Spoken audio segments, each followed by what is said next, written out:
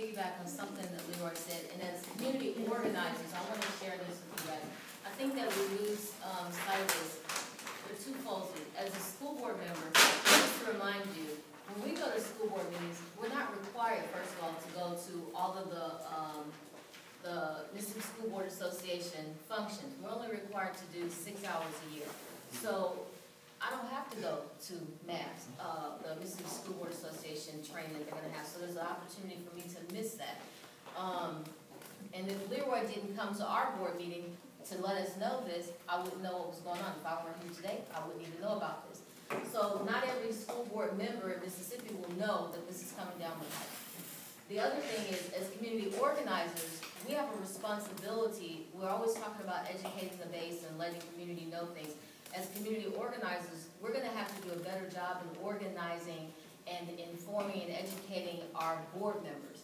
The same information that we're teaching community people, don't think that your board members know this stuff or your superintendent knows a flippant thing, because they don't either. You're going to have to bring that information back to them as well. You're organizing your community, you're educating your community, you got to educate them too. They don't want to hear it. You got, what, 3 to 5 minutes before the clock rings on you. Then maybe we're going to have to do role playing or do some little quick videos or some kind of commercial or something that they're visual learners sometimes, but somehow we're going to have to find a way to educate the board members as well.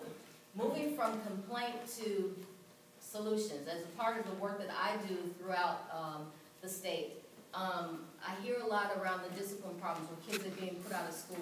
Parents are permitting their children to be put out of school.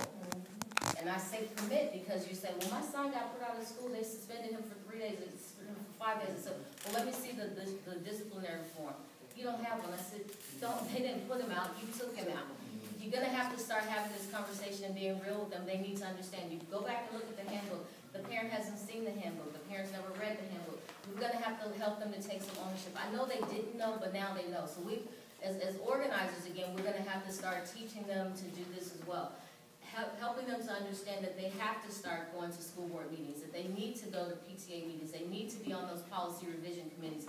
Again, coming back, I'm flipping back and forth these different hats here that I wear because I'm wearing them all. Y'all didn't see the one I had on. You didn't see the one I had on. But anyway, they have to understand, or we have to make sure that people understand that they need to be on the policy revision committees. Some of the districts are clear. Parents are not going to be on the policy revision committee. Well, you know what? Have your own policy revision committee. Submit policies and bring them before the board. One of my frustrating feelings that I have is I don't see policy revision suggestions coming from my community. If you think that, no, what's the role of the board members? To govern through what? Policies. So if you think that you've got board members who know a darn thing about policies, you better guess again. We don't. So you're going to have to help your board members to do the right thing as well. And if that's what we're saying, sometimes you're fighting a battle, I think, as community folk that you may not necessarily have to fight. How many of us have even submitted policies to our board members? Maybe you don't have to do, let's just try that first. Sometimes we don't have to protest so hard. Maybe we don't have to, let's try some of these other things first. And then if it doesn't work, then you can bust some heads. But in the meantime, let's try this first and see if that'll work. So I wanted to say that. Let's see what else I want to say on here. I think that's about it. But reviewing the policies, the handbooks, making sure parents understand them, making sure they understand the chain of command. They said, well, I talked to the lady at the front desk. Who was that? The secretary? That's not the person you needed to talk to. You needed to talk to the teacher. You needed to talk to the principal. You needed to go to the superintendent. You needed to do these things before you go run to the board meeting. Because what's the first thing? You go to the board meeting and you talk to you got on the public comment. No, we do. We listen to you. Then they'll say, next item on the agenda. Guess what? Everything you just said, it never happened. It never happened. It didn't even get put in the minutes. It never happened. We're not going to do a darn thing about it. It never happened.